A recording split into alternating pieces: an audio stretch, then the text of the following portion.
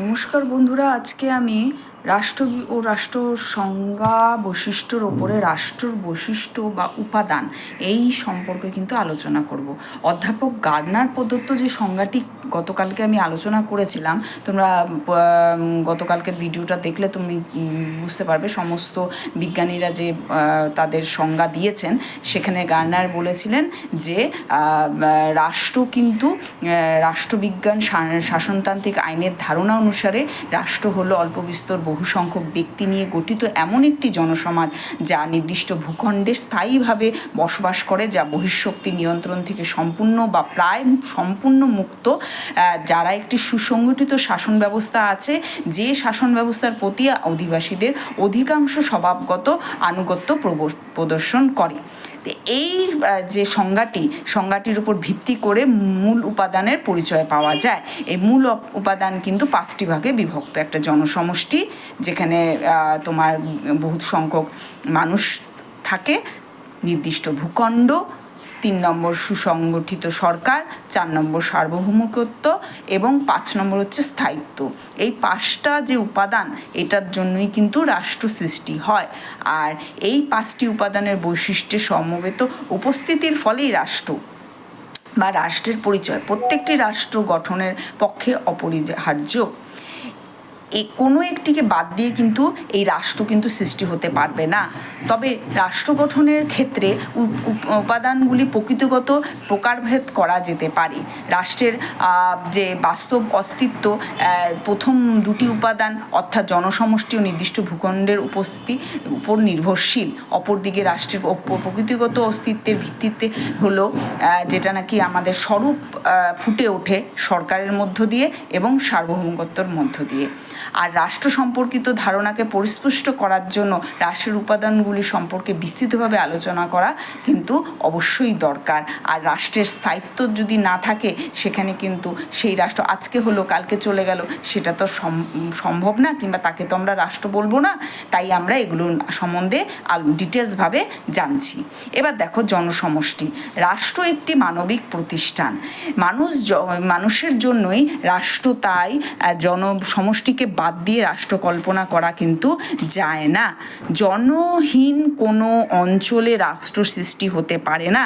তুমি একটা জঙ্গলে গেলে, যেমন আমি যদি মনে করি তোমার আফ্রিকার অনেক বড় বড় জঙ্গল আছে, অ্যামাজন অববাহিকা, তো সেটা কিন্তু সেই জঙ্গলের একটা অংশ যদি তুমি ধরে নাও, সেটাকে তুমি একটা রাষ্ট্র বলতে পারবে না। কিন্তু তাতে কি থাকতে পারে? তাতে থাকতে হবে যে জনগণ, যারা রাষ্ট্রকে নিয়ে চিন্তা করবে, রাষ্ট্রর সাথে মিলিত হবে, রাষ্ট্রকে গঠন করবে, রাষ্ট্রের কী করবে, একটি রূপ দেবে।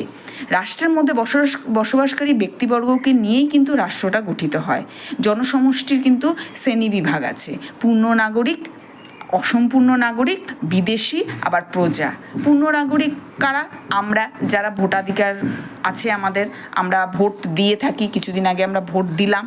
এবং যারা দেশের মধ্যে অন্যান্য রাষ্ট্রের অনেক নাগরিক সাময়িকভাবে বসবাস করে, তাদেরকে কি বলা হয়? বিদেশি। আমরা দেশের বিভিন্ন রকম কাজে আমাদের দেশ থেকে, ভারতবর্ষের থেকে অন্য বড় বড় জায়গায় গিয়ে থাকে, আমেরিকায় থাকে, লন্ডনে থাকে, তা তারা কি সেখানে বিদেশি। আবার আমাদের দেশে যারা বাংলাদেশ থেকে আসছে বা বাইরের থেকে আসছে, কিছুদিনের জন্য কাজের জন্য আসছে, তাদেরকে আমরা কি বলবো? বিদেশি। তারপর প্রজা আবার কি? প্রজা হচ্ছে তোমার যে একটা দেশে যে আরেকটা কথা, যে পূর্ণ নাগরিকের কিন্তু ভোটাধিকার আছে, কিন্তু অপূর্ণ নাগরিকদের, যারা অসম্পূর্ণ নাগরিকদের ভোটাধিকার কিন্তু থাকে না। দেশের নাগরিকের অধিকার ভোগ করেন, কিন্তু অসম্পূর্ণ নাগরিক মানে বিদেশিরা কিন্তু ভোটাধিকার থাকবে না। দেশের মধ্যে অন্যান্য রাষ্ট্রের অনেক নাগরিক সাময়িকভাবে বসবাস করেন, তারাই কিন্তু বিদেশি, আর বিদেশিদের কিন্তু কোনো ভোটাধিকার থাকে না। এই জন্যই ভারতবর্ষে কিন্তু কাস্ট সিস্টেমটা চালু করতে চাচ্ছে, সিটিজেনশিপ অ্যাক্ট। যেমন আমরা কিন্তু এখন যদি আমেরিকায় যাই, আমরা কিন্তু ভোটাধিকার পাবো না, আমরা যতদিনই থাকি না কেন। সেখানে সিটিজেন নিতে হবে, তারপরেই কিন্তু কিন্তু আমরা সেখানে দিতে পারবো। তখন আবার আরেকটা জিনিস আছে, যেটা নাকি ভোটাধিকার পড়ানোর সময় আমি আলোচনা করব, তখন কিন্তু আমি যেই দেশে আমার জন্ম হয়েছে সেই দেশের যে ভোটাধিকার কিন্তু ত্যাগ করতে হয়। আচ্ছা, সেটা আলোচনা আমি পরে আরও বড় করে করব, সেটা পরে দেখা যাবে। এখন যেখানে আসছি, যে জনসংখ্যার রাষ্ট্র গঠনের ব্যাপারে একটি অত্যন্ত গুরুত্বপূর্ণ উপাদান, কিন্তু কত লোক নিয়ে রাষ্ট্র গঠিত হবে এই নিয়ে কিন্তু বাধা ধরা কোনো নিয়ম নেই।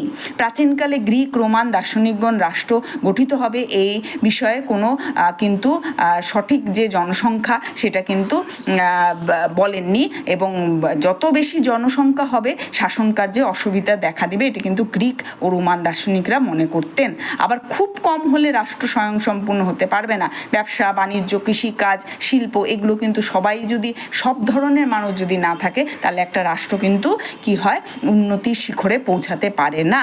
আবার দেখো আরেকটা জিনিস যদি আমরা দেখি, যে এথেন্স, স্পার্টার মতো নগর রাষ্ট্রের সমর্থন কিন্তু ছিল, এবং তাদের মতানুসারে রাষ্ট্রের জনসংখ্যা অল্প হওয়া উচিত।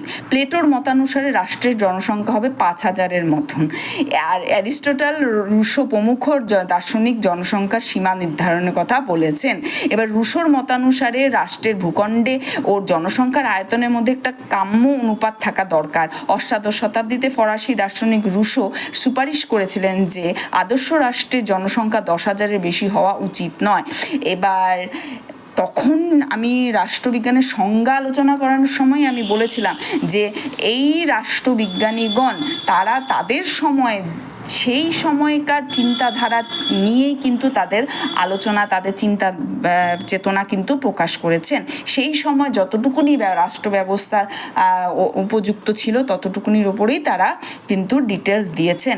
এই জন্য এখানে তারা কি বলেছেন, কেউ বলেছেন 5,000, কেউ বলেছেন 10,000। এবার 5,000 10,000 তো আমাদের একটা মিউনিসিপ্যালিটি কর্পোরেশনের ওয়ার্ডেই বোধহয় এর থেকে বেশি থাকে। এখন বলছে রাষ্ট্র কিন্তু তারা তাদের মতানুসারে এই এতটুকুনি লোক থাকলেই একটা রাষ্ট্র সুন্দরভাবে পরিচালনা করা যাবে। আচ্ছা, তারপরে কি আছে, রুশোর মতানুসারে রাষ্ট্রের ভূখণ্ড ও জনসংখ্যার আয়তনের মধ্যে যদি একটা অনুপাত থাকে, এটা ঠিক যে অত্যাধিক উপচে পড়া জনসংখ্যা থাকলেও তো রাষ্ট্রের অসুবিধা, তাদের জীবনযাত্রার পরিমাণ, তাদের যে ব্যবসা বাণিজ্য, তাদের যে শুধু জনসংখ্যা থাকলেই তো হলো না, তাদের সঠিকভাবে পরিচালনা করার দায়িত্বও তো রাষ্ট্রের। এবং রাষ্ট্র কি করবে, তাদের উন্নয়ন, তাদের পরিচালনা করার জন্য একটা সংগঠন থাকবে, যেমন যাকে বলা হয় সরকার। এবং সরকারের কাজ কি হবে, সেই জনগণের যাতে উপকার হয় এবং তাদের উন্নতি হয় এবং তাদের কর্মসংস্থান, এখনকার দিনে যেটা খুবই ইম্পর্টেন্ট, যেটা না থাকলে কিন্তু আমাদের কি হবে, রাষ্ট্র একটা ভঙ্গুর অবস্থায় পতিত হবে। এবং এখানে দেখো বর্তমানে রাষ্ট্রের জনসংখ্যা ব্যাপারে কোনো কাম্য তত্ত্ব নেই। এদিকে স্যান মেরিনো, পানামা প্রভৃতি মতো অতি ক্ষুদ্র রাষ্ট্রও আছে। আবার ভারত, চীন, রাশিয়া ইত্যাদি দেশের মতন কোটি কোটি মানুষের বৃহদায়তন রাষ্ট্রও কিন্তু এখনকার দিনে আমরা দেখতে পাই। রাষ্ট্রের কাম্য জনসংখ্যা নির্ধারণের ব্যাপারে সুশাসনকেই একমাত্র মানদণ্ড হিসাবে গ্রহণ করা ঠিক নয়। দেশের আর্থিক সংগতি ও জনগণের উপযোগী তা বিবেচনা করা দরকার। তাছাড়া বর্তমানে প্রতিনিধিত্বমূলক শাসন, বিকেন্দ্রীকরণ, যুক্তরাষ্ট্রীয় শাসন ব্যবস্থা, এগুলো হচ্ছে যত আমরা পরের দিকে চ্যাপ্টারগুলো পড়বো তখন আমরা ভালো জানতে পারবো যে প্রতিনিধিত্ব শাসন, বিকেন্দ্রীকরণটা কিন্তু এই যে মিউনিসিপ্যালিটি কর্পোরেশন, জেলা স্তর, গ্রাম স্তর, এই যে আমাদের শাসন ভার যে এক একজনের উপরে দেওয়া, তারপরে যুক্তরাষ্ট্রীয় শাসন ব্যবস্থা, যুক্তরাষ্ট্র, কেন্দ্র সরকার, রাজ্য সরকার, এই সব আলোচনা যখন আমি পরে করব তখন এগুলো ডিটেলসভাবে তোমরা ভালো করে বুঝতে পারবে জিনিসগুলো মিনিংটা কি। এই যুক্তরাষ্ট্রীয় শাসন ব্যবস্থা, যে রাষ্ট্রে হচ্ছে তোমার দুটো সরকার থাকবে, যেমন একটা কেন্দ্র, একটা রাজ্য, যেমন আমাদের ভারতবর্ষে আছে কেন্দ্র সরকার, রাজ্য সরকার। এই সব শাসন ব্যবস্থার প্রশাসনের যে প্রশাসনিক ক্ষমতা, সেগুলো যে ভালো করে জনসংখ্যার বিপুল পরিমাণ জনসংখ্যা হলে পরে কি হয়, যে তারা পরিচালনা করতে পারে। অতিরিক্ত হয়ে গেলে কি হয়, সুশাসনের পথে বাধা হিসাবে গণ্য হলেও কিন্তু তা কন্ট্রোল করা যায়। বর্তমানে রাষ্ট্রের জনসংখ্যার উপর সরকারের প্রকৃতি নির্ভরশীল। বহু জনগণ সমন্বিত বৃহদায়তন বিশিষ্ট রাষ্ট্রের সরকার সাধারণত যুক্তরাষ্ট্রীয় হয়। অপরদিকে ক্ষুদ্রায়তন রাষ্ট্রের সরকার সাধারণত এককেন্দ্রিক হয়ে থাকে। যেমন আমরা যদি আমাদের ভারতবর্ষ কি যুক্তরাষ্ট্র, হ্যাঁ, ভারতবর্ষ কি কিন্তু একটি যুক্তরাষ্ট্র, এবং কেন যুক্তরাষ্ট্র সেটা নিয়েও আমি পরে আলোচনা করব। এদিকে যুক্তরাষ্ট্রীয় শাসন ব্যবস্থার জন্যই এখানে কিন্তু দু ধরনের সরকার দেখা যায়। অপরদিকে ক্ষুদ্রায়তন বিশিষ্ট সরকারের কিন্তু এই সরকার কিন্তু এককেন্দ্রিক হয়। যুক্তরাষ্ট্রীয় সরকার হয় তোমার এক ধরনের সরকার, আবার এককেন্দ্রিক সরকার কিন্তু অন্যরকম হয়।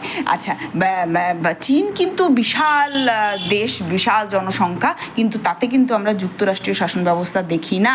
কেন দেখি না সেটা আমি পরে আলোচনা করে দেখাবো।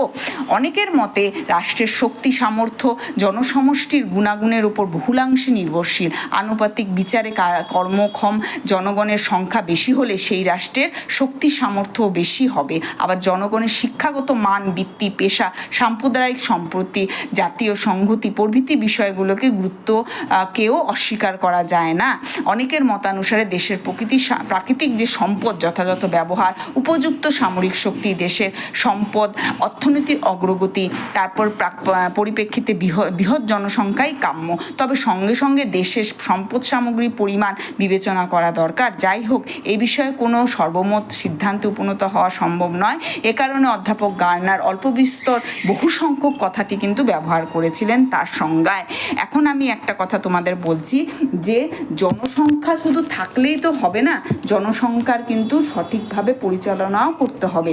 শুধু জনসংখ্যা দিয়ে একটা রাষ্ট্র বানিয়ে দিলাম এবং দু চারজন সেটা পরিচালনা করলো, তবে তো কিন্তু রাষ্ট্র কিন্তু উন্নতির পথে যেতে পারে না। তাই একটা রাষ্ট্রের যেমন জনসংখ্যা দরকার, সে জনসংখ্যার কিন্তু সঠিক পরিচালনা ব্যবস্থাও দরকার। তাই এই জনসংখ্যার ব্যাপারটা এখনো পর্যন্ত আমরা কতটা পরিমাণ এক্স্যাক্ট থাকতে হবে সেটা আমরা নির্ধারণ করতে পারি না। কিন্তু আমরা কিন্তু এই যে বাইরের থেকে যারা বিদেশিরা যারা বেশিরভাগ আসে যে কোনো দেশে, তাদের যে জীবন জীবিকা সেগুলো কিন্তু আমরা অনেক সময় মানদণ্ড এঁকে দিই যে এইটুকুনির মধ্যেই তোমরা কাজ করতে পারবে, এইটুকুনির বাইরে বেরোতে পারবে না। তার জন্যই কিন্তু বিভিন্ন রকম ন্যায় নীতি কিন্তু আমরা সৃষ্টি করেছি, এবং জনসংখ্যা যে কন্ট্রোল আইন যেটা আছে সেটাও কিন্তু এখন বিভিন্ন দেশে কিন্তু মানা হয়। এবং বিভিন্ন রকম উন্নতির জন্য জনসংখ্যার অবশ্যই দরকার, কারণ বিভিন্ন মানুষ বিভিন্ন ক্ষেত্রে কিন্তু যুক্ত থাকে এবং তাদের কর্মক্ষমতার জন্য দেশের উন্নতি সম্ভব। তাই এর কিন্তু সীমারেখা ঠিক নেই, কিন্তু রাষ্ট্র যাতে তাকে সুন্দর করে পরিচালনা করতে পারে সেই ওপর চিন্তাধারা করা হয়। আজকের মতন এইটুকুনি থাকলো।